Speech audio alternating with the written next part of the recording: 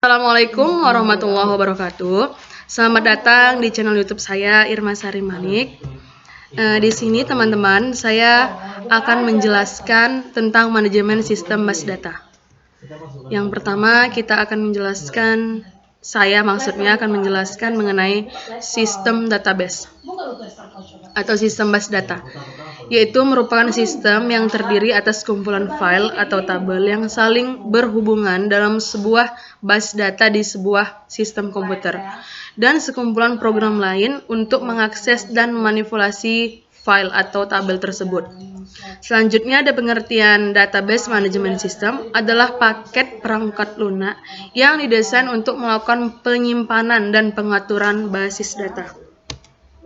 Selanjutnya di sini ada komponen sistem base data. Yang pertama hardware, lalu sistem operasi, base data, software database management system, MySQL, Microsoft SQL Server, Interbase, Paradox, Microsoft Access, dan Oracle, dan DB2. Lalu pemakaian programmer dan user aplikasi, terus aplikasi lainnya. Kemudian ada abstraksi data, yaitu abstraksi data merupakan tingkatan atau level dalam bagaimana melihat data dalam sebuah sistem base data. Di sini ada 3 level abstraksi, yaitu yang pertama level fisik atau physical level, yang kedua ada level logik atau konseptual, baru yang ketiga ada level penampakan atau view level. Ini dia teman-teman, jenjang datanya. Yang pertama itu ada karakter, baru ada field data atau item, selanjutnya ada record, baru kemudian file, lalu dia database. Seperti ini dia tempatnya penyimpanan. Inilah database, adalah kumpulan dari file atau tabel berbentuk suatu database. Seperti ini dia bentuknya. Database itu dibentuk dalam sebuah tabung. Lalu selanjutnya di sini ada file transaksi, yaitu file ini bisa disebut juga file input ya teman-teman, digunakan untuk merekam data hasil dari transaksi yang terjadi. Misalnya file penjualan yang berisi data hasil transaksi penjualan. Oke, selanjutnya ada file laporan, yaitu report file. File ini bisa disebut dengan output file, yaitu file yang berisi informasi yang akan ditampilkan. Kemudian ada file sejarah atau history file. Ini berisikan data masa lalu yang sudah tidak aktif lagi tapi masih disimpan dalam arsip. Selanjutnya ada file pelindung atau backup file. Ini adalah file salinan dari file-file yang masih aktif di dalam database pada suatu sistem tertentu. Selanjutnya kita masuk model data. Pengertian model data yaitu sekumpulan tool konseptual untuk mendeskripsikan data, relasi-relasi antar data yang menyatakan hubungan antar rekaman yang tersimpan dalam base data. Selanjutnya kita akan bahas pengertian IRD.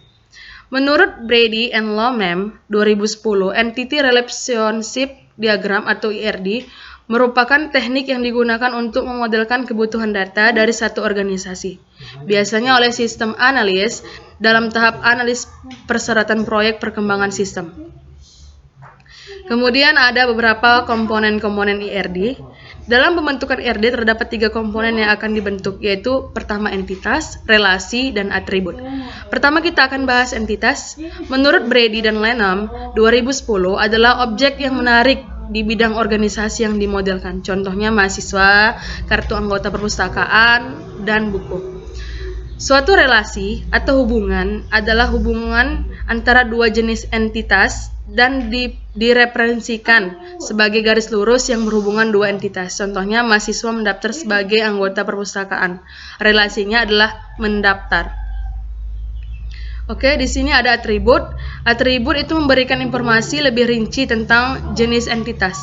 Atribut memiliki struktur internal berupa tipe data. Jenis-jenis atribut sebagai berikut. Yang pertama ada atribut key, yaitu ada satu atau gabungan dari beberapa atribut yang dapat membedakan semua baris data dalam tabel secara unik.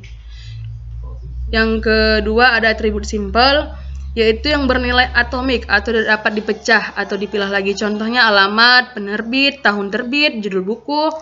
Kemudian ini ada atribut multi-value, yaitu nilai dari suatu atribut mempunyai lebih dari satu nilai atau multi-value dari atribut yang bersangkutan. Contohnya dari sebuah buku, yaitu terdapat beberapa pengarang.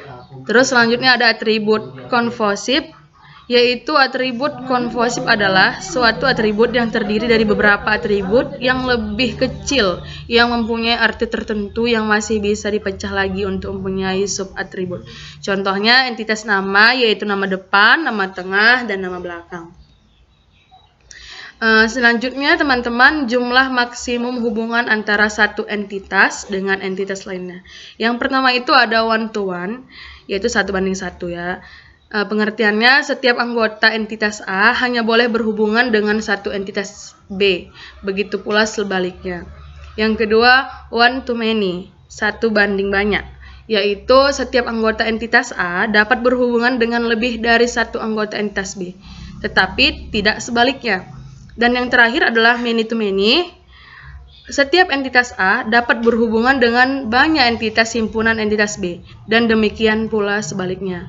Oke, teman-teman, jadi kesimpulan dari yang bisa saya sampaikan ini, Entity Relationship Diagram atau RD merupakan teknik yang digunakan untuk memodelkan kebutuhan data dari suatu organisasi. ERD terdiri dari entitas, relasi, antar entitas, dan atribut-atribut. Cara membuat ERD diantaranya yaitu dimulai dengan menentukan entitas, menentukan relasi, menentukan kardinalitas, menentukan primary key atau primary key dan program key, serta menentukan atribut-atributnya. Oke, sekian dari penjelasan mengenai manajemen sistem basis data. Lebih dan kurang saya mohon maaf. Jangan lupa like, subscribe, and comment. Wassalamualaikum warahmatullahi wabarakatuh. Oke, sekian penjelasan dari saya.